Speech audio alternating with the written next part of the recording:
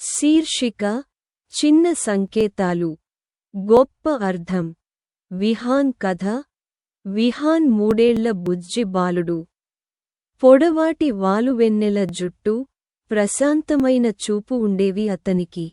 బయటివాళ్లకు విహాన్ ఒక సాధారణంగా తక్కువ మాట్లాడే పిల్లాడిగా కనిపించేవాడు.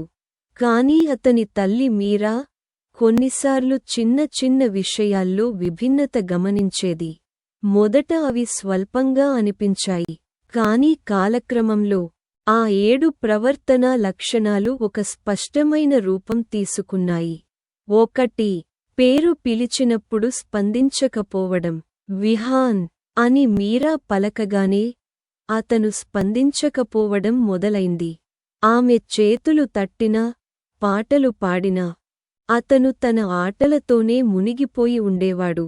మొదట ఆమె అతను శ్రద్ధగా ఆడుకుంటున్నాడనుకున్నారు, కాని తరచూ అదే జరగడం ఆమెను ఆందోళనకు గురిచేసింది.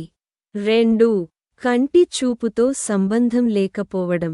ఇతర పిల్లలు టీచర్లను చూసి మాట్లాడగా విహాన్ మాత్రం వారిని తాకకుండా గోడలవైపు చూడటం అలవాటుగా మార్చుకున్నాడు. ఇంట్లో కూడా కబుర్లు చెప్పేటప్పుడు లేదా ముద్దు పెట్టేటప్పుడు కూడా అతను తల్లిని నేరుగా చూడలేదు. 3. మాటల ఆలస్యంగా. 3 ఏళ్ల వయస్సు కలిగిన పిల్లలు సాధారణంగా చిన్న వాక్యాలు మాట్లాడతారు.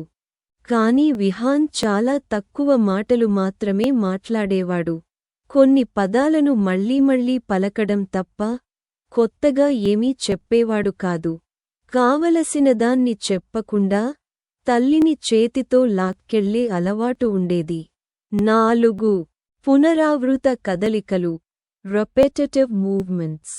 ఆనందంగా ఉన్నప్పుడు అతను చేతులు తడుముతూ కొట్టడం మొదలుపెడతాడు.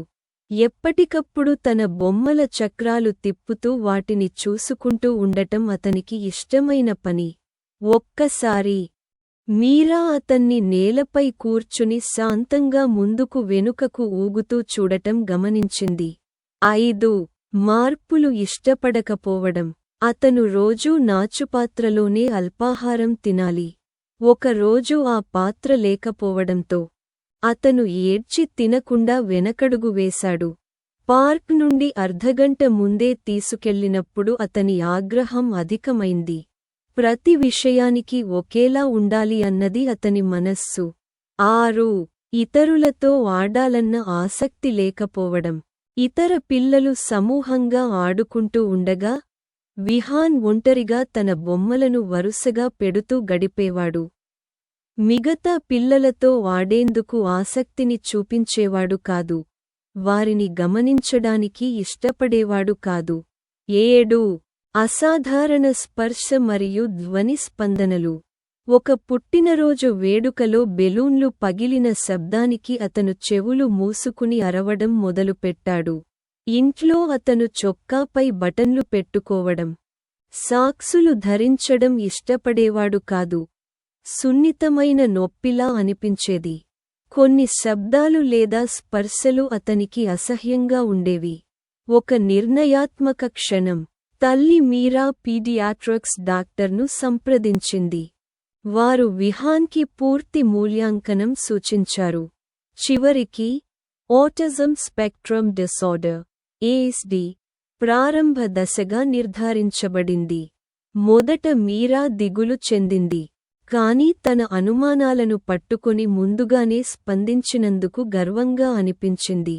తర్వాత ప్రారంభ మద్దతుతో, ప్రత్యేక విద్యా సాయంతో మరియు తల్లి ప్రేమతో విహాన్ మెల్లగా అభివృద్ధి చెందసాగాడు.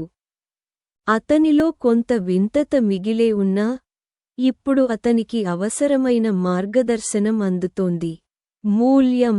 కొన్ని చిన్న సంకేతాలే పిల్లల భవిష్యత్తును మార్చే గొప్ప మార్గాలు కావచ్చు. తొలి దశలో గుర్తించడం అనేది ఆశను కలిగించే మొదటి మెట్టు.